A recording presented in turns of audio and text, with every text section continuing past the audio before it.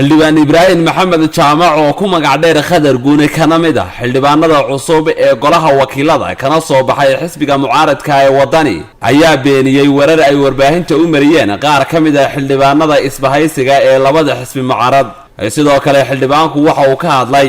waxyaabaha ku kalifay inuu ku biiro ama uu codkiisa ku biiriyo isbahaysiga xisbiga talada haya ee kulmiye waana kan Ibraahim Maxamed Jaamac Khadar Guune oo amurahaasi ka hadlaya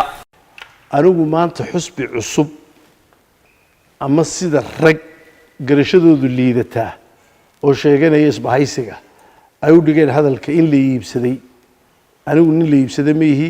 nin adduunyada dar haystana meehi nin magaalada Hargeysa u dhashay kuna dhaqan noloshiisana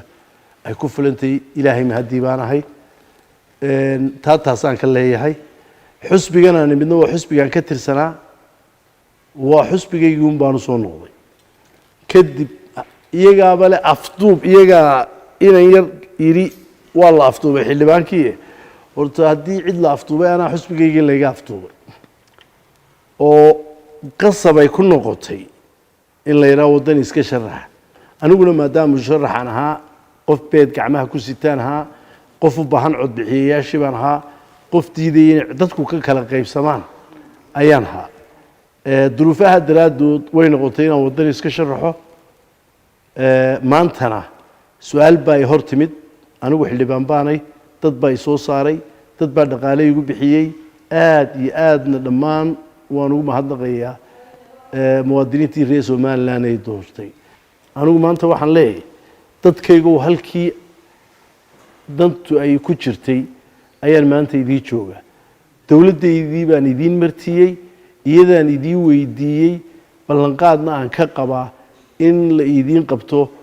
intii ay awood u saamaxdo ee ugu badan ee waliba xildhibaan lagu maamuuso haday tay agabadii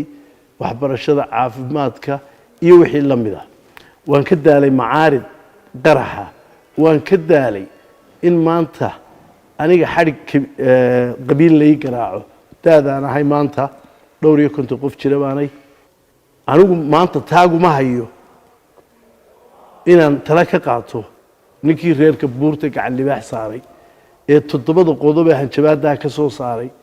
ee 24 saacadood iyo muddada gaaban u qabtay war maalin walba hanjabaad aan meel gaadhayn nin wadaan ugu ma raacayo waxaan iyana aad uga xumahay inanka yar dhalinyarada ah ee xildhibaanka ah ee anigu Hargeysa ku dhashay ku barbaaray yiri Khadar waa la afduubay anigu nin Hargeysa lagu afduubi kara meehiye adigu waxa tahay nin yar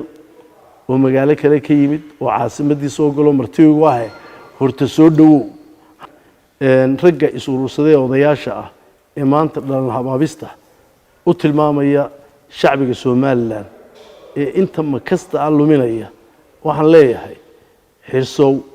adigu waad soo martay madaxtooyada waxaad ka ahayd nin wakiilka madaxweynaha waxaad ahayd nin yar oo kulmiye ku soo abaabay waxaad ahayd